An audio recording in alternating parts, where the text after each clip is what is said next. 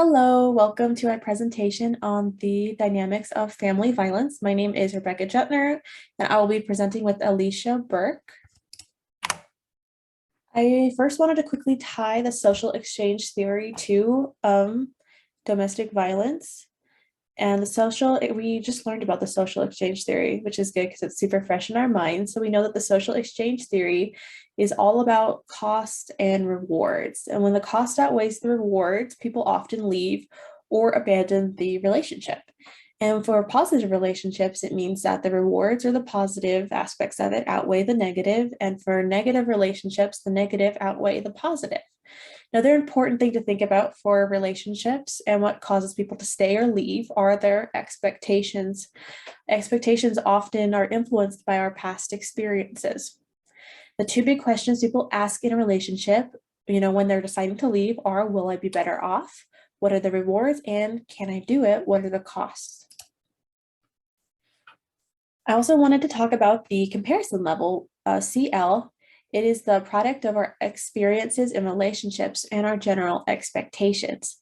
So if a relationship exceeds our expectations, we'll often stay in that relationship. But if we had bad experiences in relationships, then our CL will be low. And if we have good experiences, then our CL will be high.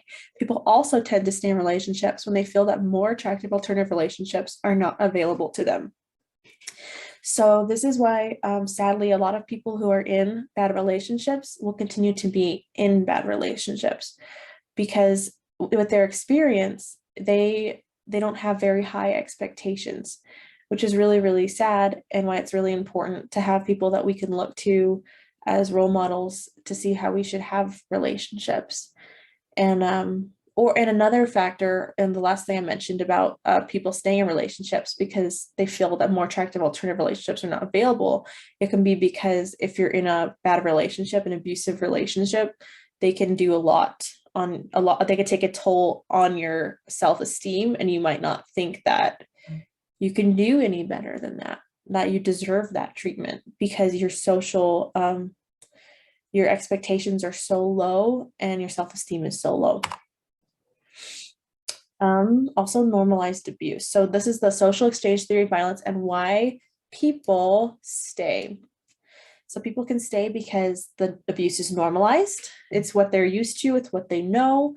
They might not know what a healthy relationship is anymore. And they might not experience that. They might not realize that the behavior they're experiencing is abusive. And sadly, re-victimization is very, very common, and that people who experience childhood abuse or domestic abuse have an increased likelihood of experiencing it again, like I mentioned before. Another reason is fear. A person may be afraid of leaving. They could be afraid they might not believe that they're able to be independent or be able to be strong enough to leave. There's a lot of dangers for when you leave if the person is very violent. And codependency is a condition where a person has very low self-esteem and a strong desire for approval, and they can develop an unhealthy attachment to another controlling or manipulative person, such as a person with an addiction to alcohol or drugs. And lastly, I wanted to mention shame. A person in an abusive relationship can have a hard time admitting that they are or have been abused. A common tactic used by abusers is the blame shifting tactic, which can make the abused person feel that they deserved the treatment they received, which is so sad because nobody deserves to be treated like that. Here's a quick video I wanted to share. I'm so sorry if we go over our time limit. We'll do our best. We'll do our best to try to keep it within 10 minutes. So what does an abusive relationship look like? Let's start out with the more obvious signs. Does your partner hit or force intercourse with you? Physical and sexual abuse should never be tolerated. So why do victims never walk away immediately? Because abusive partners tend to be very manipulative. They might not always be violent like most movies and social media portray it. "I'm sorry, babe, I didn't mean to," they'll often say as they embrace their partner with a loving hug, or, "I was just having a bad day. I won't do it again." This is how it all starts. And because the victim usually sees the best in their partner, they'll believe them. Abusive partners may even make it up to their victims by showering them with gifts the next day. They know when to use just enough kindness to win them back every time. When this happens, They'll keep pushing the boundary of what is allowed to see what they can get away with. And that's how this cycle repeats. An abusive relationship can also be mental or emotional. Common tactics the abuser will use are love bombing and gaslighting. When the victim feels like they've had enough and tell their partner they're going to leave, the abuser will use love bombing and might say something like, "If you leave me, I won't know what to do with myself." This is why, on average, victims usually attempt to leave 7 times before actually leaving for good. When the victim is being gaslighted, the abuser will make them feel as though they are going crazy or not remembering things right. Consequently, the victim will start to blame themselves for the actions of their partner. This is how the abuser stays in control, pulling at the strings of the victim, whether they guilt trip them or threaten to hurt themselves if they leave. More often than not, the victim will be too afraid to leave the relationship, worrying it's not a safe decision. In extreme cases, it can even be life-threatening, where women are 70 times more likely to be killed after they leave the relationship. And sometimes it can be the social pressures that cause victims to suffer longer than they wish. Some abusers will seem like the perfect spouse who is financially and professionally successful. Friends and family members of the victim might get easily sucked into the abuser's dangerously charming ways and believe they are Mr. or Mrs. Perfect, dismissing the victim's horror stories. The list goes on, but the relationship doesn't have to. All right, I think that's enough of that video. It's some pretty scary stuff, and abusers can be extremely manipulative to even make the people that you love think that they're a great, wonderful person when behind closed doors they might be very different. So I wanted to mention the low self-esteem again, because being in an abusive relationship with someone who shames, ridicules, and makes the abused question their decisions and capabilities results in low self-esteem, which makes it incredibly difficult for the person to believe that they are strong enough to leave, and can make them believe that they deserve the abusive treatment. Some people stay because they want to keep their family together. They don't want to live with the guilt of tearing their family apart, even if they're being abused. And there's also like a lot of social pressure for staying in a marriage. There's you could feel judged for leaving because people might not know everything that's going on. And other people might stay because it's a lack of resources. They might not be able to afford to leave. They might not have education or be able to have a job to support themselves or their children. I also learned with studying for this that there are higher rates of domestic violence among cohabiting couples as compared with married couples.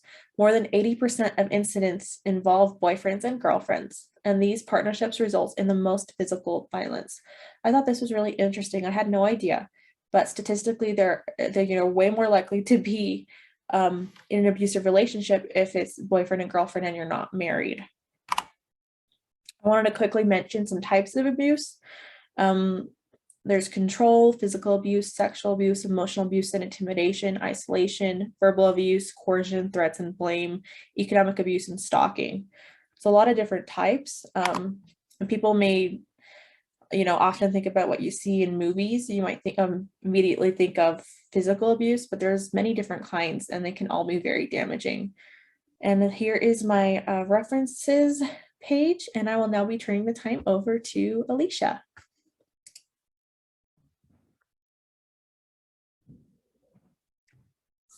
The cycles of violence. The cycle of abuse, also known as the cycle of violence, illustrates common patterns of abusive behavior in relationships. The first step or stage in this cycle is tension build. The abusive partner anger is fueled by external sources. Anything can set them off, such as problems at work, or they're tired, or they have family issues, they don't like their meal, or they're sick. And all these feelings of frustration build over time, and the abuser starts to feel that they've been treated unjustly, they're paranoid, and they feel powerless. At the same time, the victims tries to lessen the conflict to avoid any kind of confrontation, so they feel like they're kind of walking on eggshells. and they try to offer emotional and physical support. The second stage is confrontation. The perpetrator releases the tension and gains control by lashing out, and they may engage in name calling and insults and physical and sexual abuse, and in any possible way to control the behavior and threats of harm and property damage. And likely the abuser will blame the victim for what is going on. It's not their fault, it's the victim's fault that she's making them do this. The third is when it comes to being reconciled, the honeymoon stage.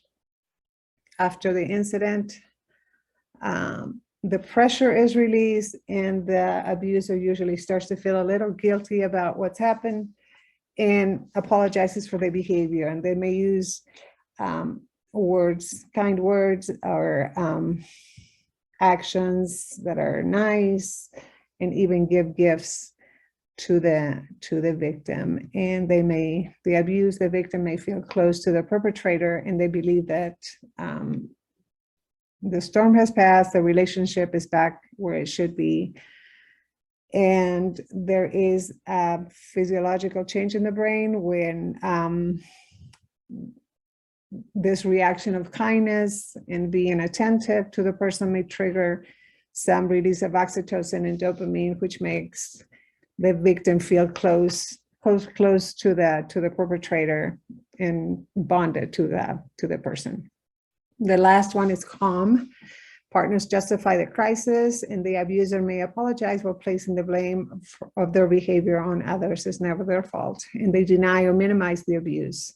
They accuse their partner of instigating or maybe even provoking the bad behavior, and there are promises of, I will never do it again, this is not going to happen again. And the abuse may be touched by the perpetrator's remorse, and they may want to convince themselves that this is just a fluke, he didn't mean it, it's not going to happen again. It's important to remember that this cycle also tends to become more intense as time goes by. It doesn't get easier. BYU professor and researcher Jason B. Whiting describes 8 reasons women stay in abusive relationship. The first one is they have distorted thoughts. They feel that perhaps they deserve the treatment. They are ashamed, they're embarrassed, and they blame themselves. What happened and how they made it happen, they trigger this bad behavior. They have damaged self-worth. He made me believe I was worthless all along. Whatever happened is because of her fault. She is no good and she deserves everything that's coming her way. There's also a great deal of fear associated with abusive situations. The female may feel that she's going to get punished. She's going to, the abuse is going to get worse. It's going to be a nightmare to handle. They may actually be afraid for their own safety and the safety of their children. So they feel threatened and they're afraid to leave. The other one is wanting to be a savior. Some women, mostly women that are meant to, feel that they can fix the person if they love them enough, or they stick around and they show loyalty to them, they might be able to change their behavior. They need to be there to make them better. So that there's the reason that they decide to stick around. There's also children to account for. They're afraid that if the abuser stops beating them when they leave, the abuser is going to take it out on the kids. So they're not willing to risk that. And also they may feel that they don't want to deprive the child of a parent. There could be family expectations and experiences that keep somebody in an abusive situation. They might have religious or social understandings that is not okay to leave a husband or a wife, and it's not okay to break a marriage. And they may have had prior experiences being witnesses to abuse. Maybe they come from an abusive family. So this is kind of a pattern that's being perpetuated, and somewhat is normalized that this is what happens sometimes. They may be really real financial constraints. They may have a mother, and children may have no financial means to move away. Perhaps their husband is a sole earner, and the mom hasn't worked or has no work experience or education or ability to take care of herself and her children. So that'll keep someone in an abusive relationship. Perhaps the husband is the only one that works, and therefore he has total control over finances, and she may not have access to any of the funds that are available. And the last one is isolation. There's definitely some manipulation involved in this. Sometimes abusers isolate their spouse. They keep them away from family and friends and from any kind of social community resource or any kind of support group that they may have had prior to their union. So they may feel that there's nowhere to turn. So that's they have no options. So that's why they stay home. There is help available. There's places to call, 911, emergency numbers, and law enforcement. And this slide shows some of the available options that can be called. Thank you.